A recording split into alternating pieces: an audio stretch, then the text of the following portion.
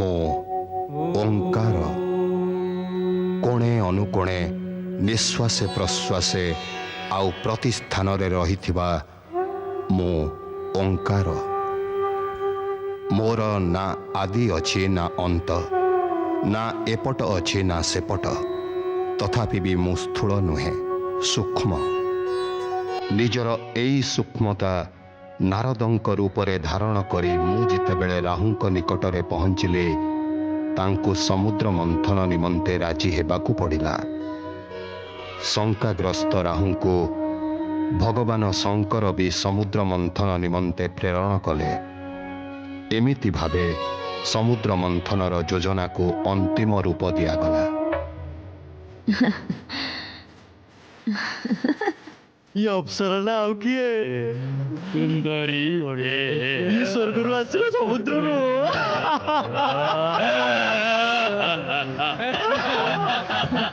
के जोउठिनी हेतौ चलो प्रथमे अमृत पान करिबा। अरे अमृत पान तो परे करिबा, चलो यार ऊपर मदिरा पान करिबा। सौंदर्य रानी रूपमती तमे किए कोठु आसीच मु किए आ कोठु आसीची ए वृथा नष्ट काहे निजर समय नष्ट करूछ। सत्पुरुष केवल एतिकी जान जे मु तुमर आ तुम निमंते ही आसीची। आम पाई आसो मन मंदिर महारानी मत कुह एटा कहीं आसीच। तुम समस्त को अमृत पान करिबाकू अमृत पान करिबा परे तुमको ए सौंदर्य पान करिबाकू हबो।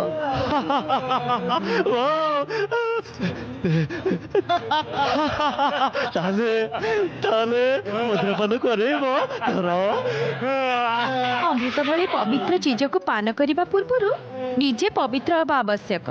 ताले आमे कोन करिवो? प्रथमे तमे सब जे समुद्र रे स्नान करि आस, तापरे अमृत पान करिवो। अमृत पान करिवो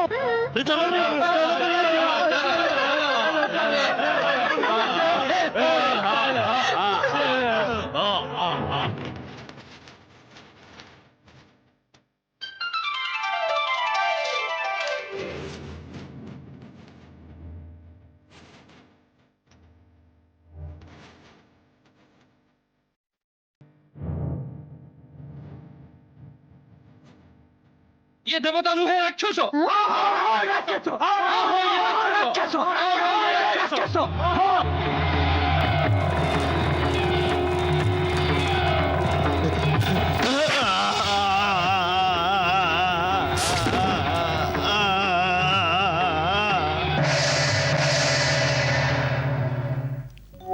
सुदर्शन चक्र द्वारा शिरच्छेद हेबा परे राहुंक मनरे एई सर्प दंशन करुथिला जे सूर्यंक जोगु ही से अमृत पानरे असफल हेला।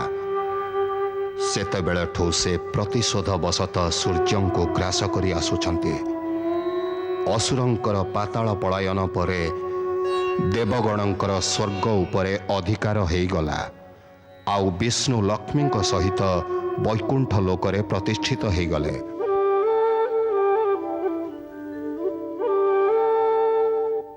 हे जगदीश्वर श्रीहरि, आपण को पति रूप पाई मु धन्य हो गली। एबे मो निमंते की आज्ञा स्वामी? हे महालक्ष्मी, तुमको निकटरे पाई मु संपूर्ण हेली। लक्ष्मी एवं नारायण को एक संगे देखा निमंते मोर समस्त भक्त लालायित। मु भी तो समुद्र जलरू आपण निकट को आसवा निमंते प्रतीक्षा करुथली स्वामी। एते दिन धरी मते निजठु दूरे रखिले काहेकि प्रभु? हे महालक्ष्मी, प्रत्येक कार्य निजर निर्धारित समय ही होता है। भगवान शिव की इच्छा अनुसार समुद्र मंथन जितेबाला हबार थिला सेतेबाला ही हैला। आउ मते तमे मिलिला। नारायण नारायण वैकुंठर लक्ष्मी नारायण को प्रथमे दर्शन करी नेत्र धन्य हो गला। प्रणाम जगदीश्वर, प्रणाम माते। ये सृजनकर्ता ब्रह्मदेवंकर मानस पुत्र नारद महादेवी जे समग्र सृष्टि भ्रमण करी भगवत भक्तिर प्रचार करिथांती। आउ एबे मु लक्ष्मी नारायण को भक्तिर प्रचार करिबी। माता लक्ष्मी ଆପଣ ତ ଧନ ବୈଭବର ଦେବୀ। ଆପଣଙ୍କ ଭକ୍ତଗଣ ଆପଣଙ୍କ ଆରାଧନା ବିନା ଧନ ଧାନ୍ୟ ଏବଂ ବୈଭବ କେମିତି ପ୍ରାପ୍ତ କରିବେ? ଶ୍ରୀ ନାରଦ, ମୋର ଏତେ ପ୍ରଶଂସା କରନି। ମୋର ଯଦି ଅଭିମାନ ହେଇଯାଏ ତେବେ? ନାରାୟଣ ନାରାୟଣ, ଯିଏ ସ୍ୱୟଂ ଶ୍ରୀହରିଙ୍କ ପଦ୍ମ ଚରଣରେ ବିରାଜମାନ, ତାଙ୍କୁ ତ ଅଭିମାନ ଛୁଇଁ ପାରିବନି ମାତେ। ମହାଦେବୀ, କେତେ ଚତୁର ଆମ ପରମ ଭକ୍ତ ଦେବର୍ଷି। ଆପଣଙ୍କ ଅଭିମାନ ନ ହଉ ତାର ବ୍ୟବସ୍ଥା ଇଏ ଏବେଠୁ ହିଁ କରିଦେଲେ। ଏକଥା କହି ଆପଣ ମୋତେ ଲଜ୍ଜିତ କରନ୍ତୁନି ପ୍ରଭୁ। ମୁଁ ତ ମାତା ଲକ୍ଷ୍ମୀଙ୍କ ଚରଣର ରଜ ସମାନ। ଧନ୍ୟ ନାରଦ, ଏବେ କୁହ ତମର ଏଠିକି ଆସିବାର ପ୍ରয়োଜନ କ'ଣ? ପ୍ରଭୁ, ଆପଣ ମୋତେ ପ୍ରୟୋଜନ ପଚାରି ଲଜ୍ଜିତ କରନ୍ତୁନି। ମାତା ଲକ୍ଷ୍ମୀ ସମୁଦ୍ର ମନ୍ଥନ ପରେ ପ୍ରଥମ ବୈକୁଣ୍ଠକୁ ଆସିଛନ୍ତି। ଆପଣ ଦୁହିଁଙ୍କୁ ଏକ ସଙ୍ଗେ ଦର୍ଶନ କରିବା ନିମନ୍ତେ ଚାଲି ଆସିଲେ। ନାରଦ, ତମେ ଜାଣ ଯେ ମୋ ପାଖରେ କାହାର ମନ କଥା ଅଛପା ରହେନି। ତମେ ମହାଲକ୍ଷ୍ମୀଙ୍କର ଦର୍ଶନ ସହିତ ଅନ୍ୟ ଏକ ପ୍ରୟୋଜନ ବି ନେଇ ଆସିଛ। ଯେତେବେଳେ ଆପଣ ସବୁ କଥା ଜାଣନ୍ତି, ଆପଣ ସ୍ୱୟଂ ହିଁ କହିଦିଅନ୍ତୁ ନା। ବେଳେବେଳେ ମୁଁ ନିଜ ମନ କଥା ବି ବୁଝିପାରେନି। ନାରାୟଣ ନାରାୟଣ। ଓಂ ନମ ଶିବାୟ। ଭଗବାନ ଶିବ ସମୁଦ୍ର ମନ୍ଥନରୁ ନିର୍ଗତ ବିଷପାନ କରି ସୃଷ୍ଟିକୁ ଧ୍ୱଂସ ହେବାରୁ ରକ୍ଷା କରିଦେଲେ। ସେଥିପାଇଁ ମୁଁ ତାଙ୍କର ଧନ୍ୟବାଦ ବ୍ୟକ୍ତ କରିବି। କ'ଣ ଦେବର୍ଷି? ଆପଣ ସତ୍ୟ କହୁଛନ୍ତି ପ୍ରଭୁ। ମୁଁ ବି ବ୍ରହ୍ମଲୋକରୁ ଆସୁଛି। ପରମ ପିତା ବ୍ରହ୍ମଦେବ ବି ମୋତେ ଏଇଆ କହିଲେ। ଏକଥା ବି କହିଲେ ଯେ ଦେବରାଜ ଇନ୍ଦ୍ରଙ୍କ ସହିତ ସମସ୍ତ ଦେବଗଣ ଭଗବାନ ଶିବଶଙ୍କରଙ୍କ ପ୍ରତି ନିଜର କୃତଜ୍ଞତା ପ୍ରକାଶ କରିବା ନିମନ୍ତେ କୈଳାସ ନିମନ୍ତେ ପ୍ରସ୍ଥାନ କରୁଛନ୍ତି। ତାହେଲେ ତ ଆମକୁ ବି ସେଠାକୁ ପ୍ରସ୍ଥାନ କରିବାକୁ ହେବ। କୈଳାସରେ ଭଗବାନ ଶିବ ତଥା ମାତା ସତୀଙ୍କର ଦର୍ଶନ ବି ହେଇଯିବ। ଏ ତ ଅତି ଉତ୍ତମ ବିଚାର ଦେବୀ। ଏବେ ଆପଣ ମୋର ଏଠାକୁ ଆଗମନର ପ୍ରୟୋଜନ ବୁଝିଗଲେ ପ୍ରଭୁ। ନାରାୟଣ ନାରାୟଣ। ସତ କଥା ହେଉଛି ମୁଁ ଆପଣଙ୍କୁ ଏଠାରୁ କୈଳାସ ନେଇଯିବାକୁ ଆସିଛି ପରମ ପିତା ବ୍ରହ୍ମଦେବଙ୍କ ଆଜ୍ଞାରେ। ଆପଣ ତ ସତରେ ଚତୁର ନାରଦ। ପ୍ରଭୁ ଆପଣଙ୍କ ସହ ଭଲ ଭାବରେ ପରିଚିତ। ତେବେ ଚାଲ କୈଳାସ ଯିବା।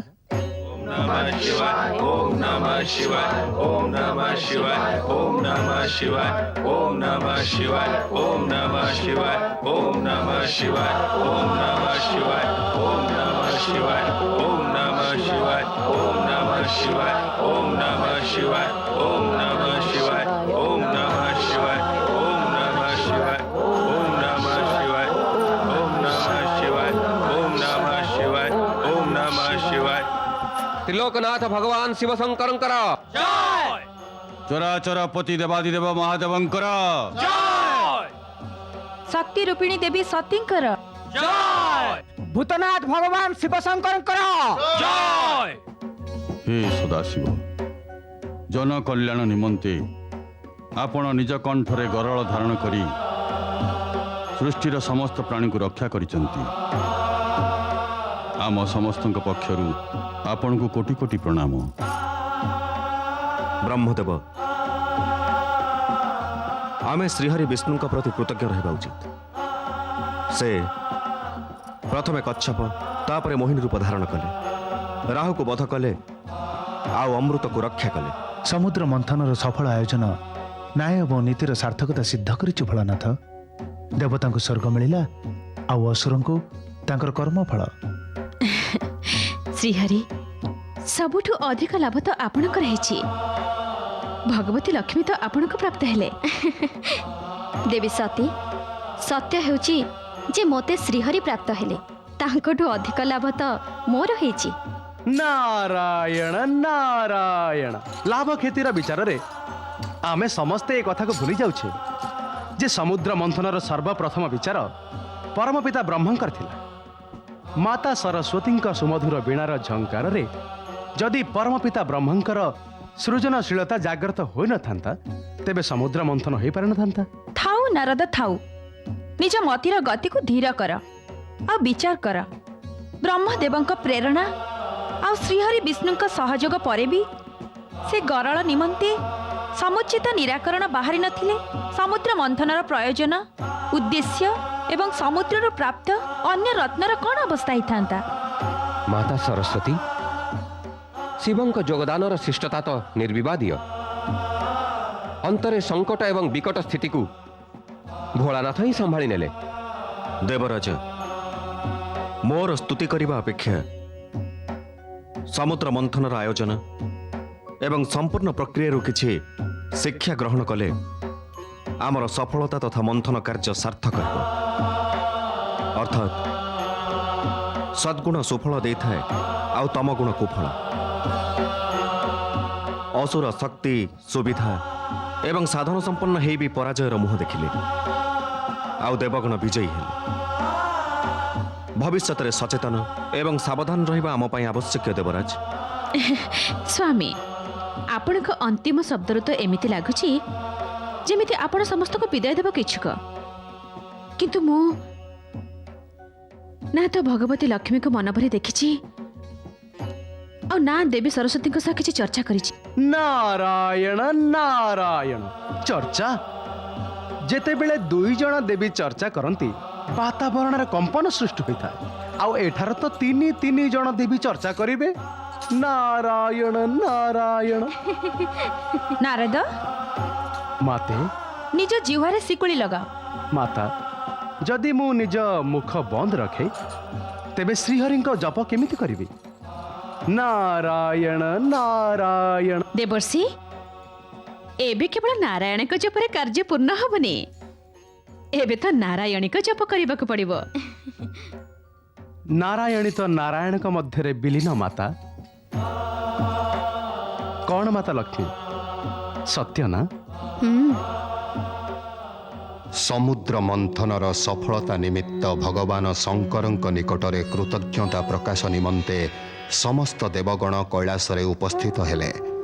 नीलकंठ भगवान शिवଙ୍କ प्रत्येक कार्य जगतर कल्याण ही निहित थाए।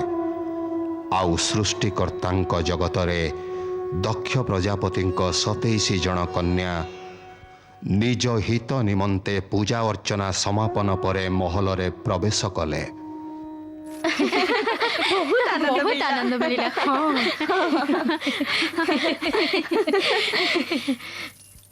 प्रणाम पिताश्री। प्रणाम माताश्री। आयुष्मती भव। केउठु आसला पुत्रीगण? चंद्र पूजा निमंते जाइथिलु माते। चंद्र पूजा? चंद्र पूजा काईकी? उत्तर दियो पुत्रीगण, उत्तर दियो। तू कह ना, तू ही कह रोहिणी। जेमिति आम सती निज अभिलाषित वर को तपस्या प्राप्त कला, ठीक सेमती आमे भी निज पूजा अर्चना आराधना रे चंद्र देवता हृदय जीति तांको पति रूपे लभिबा को चाहूचु। देखिल तो महाराणी, देखिल तो निज पुत्री सती को मुक्ति देवार परिणाम एबे समस्ते तार प्रदर्शित मार्ग रे चलिबार प्रयास करुछथि। स्वामी आम पुत्री विवाह तो आमे करिबा। चंद्र अति सुंदर आउ तेजस्वी देवपुरुष। जदि से आंको भल लगी तेबे आपण को विवाह देबारे आपत्ति हेबा अनुचित। आम पुत्री सती ता पतिगृह रे केते प्रसन्न अछि। आंको भी निज मनोवांछित पति मिलिबे। तेणु आंको सुख प्रति भी आमर टिके हेले चिंता रहिबनी। किंतु समस्त पुत्री विवाह गोटे बरस करिबार विचार मते टिके अनुचित लागुछि। तुमे कोनोसी जणे कन्या विषय कहले मु चंद्रंक पितामाता अत्रि एवं अनुसुयांक सम्मुख रे एई मुहूर्त रे विवाह प्रस्ताव रखिବାକୁ प्रस्तुत। माताश्री पितांक कथा उचित पुत्रीगण। तुम मध्यरु केवल जनकर विवाह चंद्रंक सहित हो पारिब। किंतु आमे समस्ते नक्षत्र कन्या माते। आम जीवन चंद्रंक सह जड़ित होई सारिछि। आम मध्यरु केही भी चंद्रदेवंक बिना जीवित रहि परिबुनी। आम समस्तकर एही इच्छा माते। ठीक अछि, मु अत्रिंक आश्रम जाई विवाह प्रस्ताव ठीक करुछि। आपणक ए प्रस्ताव आमको धन्य कर देइछि राजन।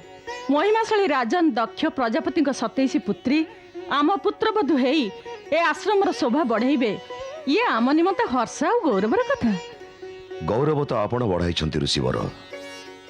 ଦେବୀ ଅନୁସୟା, ମୋ ପୁତ୍ରୀକୁ ଚନ୍ଦ୍ର ଭଳି ତେଜସ୍ୱୀ ପତି, ଆପଣଙ୍କ ଭଳି ସାତ୍ବିକ ମନା ଶାଶୁ ଶ୍ୱଶୁର ମିଳିବେ, ଇଏ ତାଙ୍କର କୃତକର୍ମର ହିଁ ଫଳ।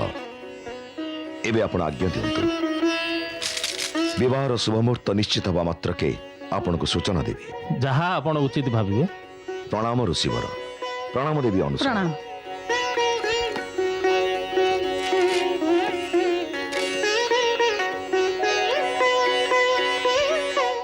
ସତେଇଶ ନକ୍ଷତ୍ର କନ୍ୟାଙ୍କ ଆଗମନରେ ତ ଏ ଆଶ୍ରମ ଝଲସି ଉଠିବ। ଖାଲି ଆଶ୍ରମ ନୁହେଁ, ଆକାଶରେ ସ୍ଥିତ ଚନ୍ଦ୍ରମହଲ ବି। କିନ୍ତୁ କିନ୍ତୁ କଣ ସ୍ୱାମୀ? ମୁଁ ଭାବୁଥିଲି ଆମ ପୁତ୍ର ଚନ୍ଦ୍ର ଚିତ୍ତ ଅତ୍ୟନ୍ତ ଚଞ୍ଚଳ। ସେ କ'ଣ 27 ପତ୍ନୀଙ୍କ ପ୍ରତି ନିଜର ପତି ଧର୍ମ ସମାନ ଭାବେ ପାଳନ କରିପାରିବ? ବିବାହ ପରର ଚିନ୍ତା କରନ୍ତୁନି ସ୍ୱାମୀ। ଚିନ୍ତା କଲେ ବି କଣ ହବ? କାହିଁକି ନା ଏ ନକ୍ଷତ୍ର କନ୍ୟାଙ୍କର ଚନ୍ଦ୍ର ସହ ବିବାହ ହବା ବିଧିର ବିଧାନ। ଆଉ ଆମେ ତାକୁ ହର୍ଷପୂର୍ବକ ସ୍ୱୀକୃତି ଦେଇ ସାରିଛୁ।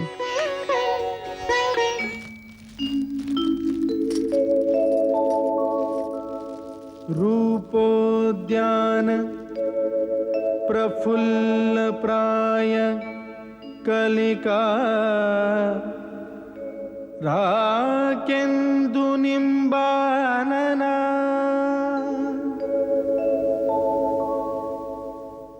तन्वंगी शुभहासिनी सुरसिका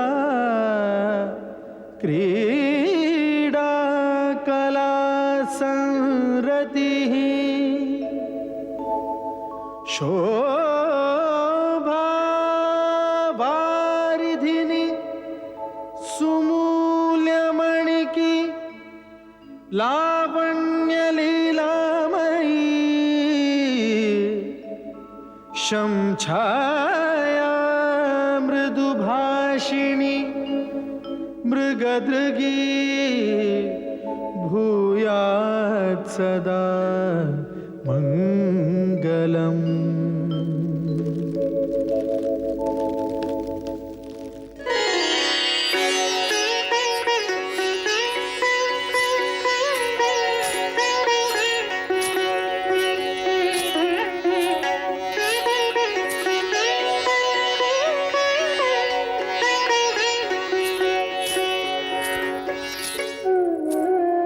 ସ୍ୱାମୀ ରୋହିଣୀକୁ ନେଇ କକ୍ଷକୁ ଚାଲିଗଲେ।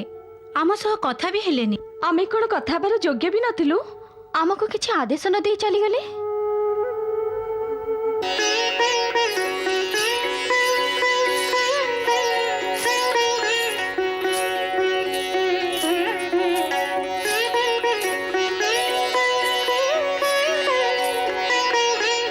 ଇଏ କ'ଣ ପ୍ରିୟ? ମିଳନର ଏ ମୁହୂର୍ତ୍ତରେ ଯେତେବେଳେ ଚନ୍ଦ୍ର ରୋହିଣୀଙ୍କୁ ନିଜ ବକ୍ଷରେ ସଜାଇବାକୁ ଇଚ୍ଛୁକ, ରୋହିଣୀ ସେଥିରୁ ଦୂରେଇ ଯାଉଛନ୍ତି।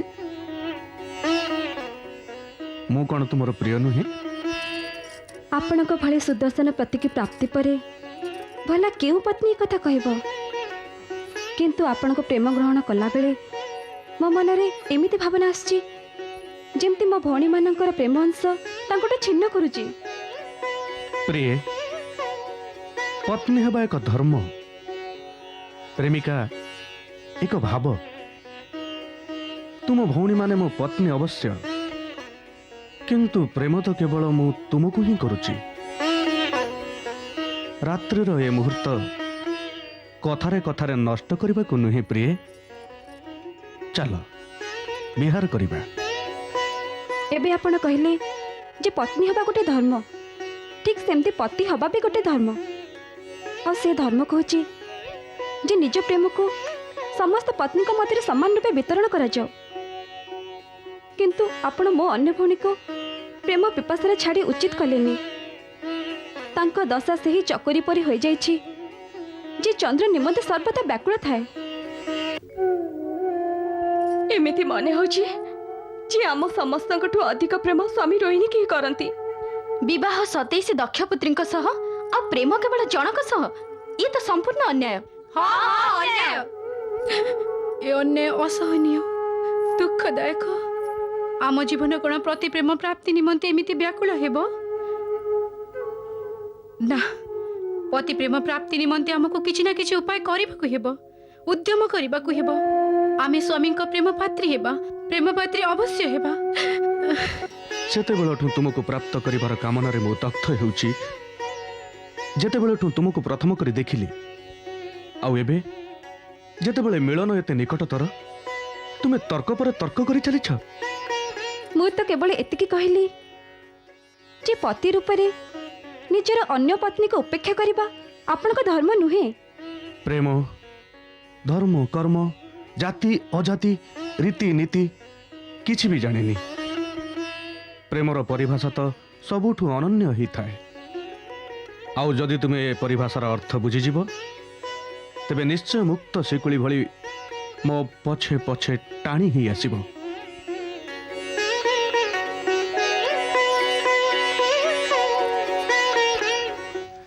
ଚନ୍ଦ୍ରଦେବଙ୍କ ଦ୍ୱାରା ନିଜ ଅନ୍ୟ ପତ୍ନୀଙ୍କ ପ୍ରତି ବିମୁଖତା ଆଉ କେବଳ ରୋହିଣୀଙ୍କ ପ୍ରତି ଆସକ୍ତି ଗୋଟିଏ ଦୃଷ୍ଟିରୁ ଦେଖିଲେ କର୍ତ୍ତବ୍ୟ ଉପରେ ଭାବନାର ବିଜୟ। ଚନ୍ଦ୍ରଦେବ ପତି ପତ୍ନୀଙ୍କ ସମ୍ପର୍କର ପବିତ୍ରତା ଓ ଧର୍ମକୁ ଭୁଲିଗଲେ। ସମ୍ଭବତଃ ଇଏ ବି ଭଗବାନ ଶିବଙ୍କର ଅସୀମ ଲୀଳାର ହିଁ ପରିଣାମ ଥିଲା। କିନ୍ତୁ ଏଭଳି ବିଜୟର ପ୍ରଶଂସା କଦାପି ହେଇନଥାଏ ଯେଉଁଥିରେ ଭାବନା କର୍ତ୍ତବ୍ୟଠୁ ଶ୍ରେଷ୍ଠ ହେଇଥାଏ।